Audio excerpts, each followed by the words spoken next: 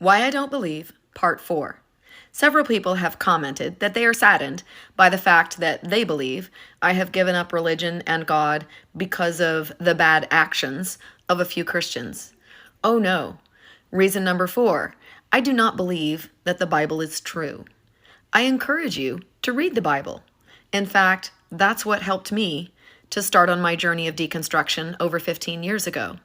As I read the Bible again from cover to cover and started in Genesis 1:1, verse by verse, chapter by chapter, book by book, I became more and more convinced that it sounded like God was this mean person in the sky who was commanding men to kill whole villages, whole towns of men, women, and children.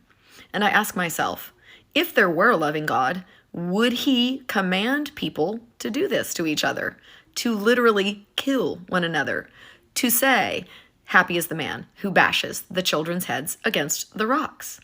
No, a loving God would never do this.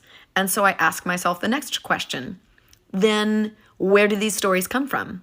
I can only come to one conclusion with my own thinking abilities, that these were men who wanted to justify their evil doings by saying, God told us to do it, and therefore it was all for the glory of God. It was a good thing. No, murdering those men, women, and children was never a good thing.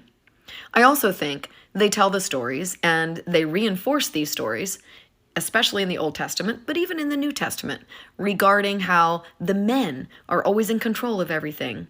The women are not permitted that same status, that same level. Somehow we are not valued in the same way as the men.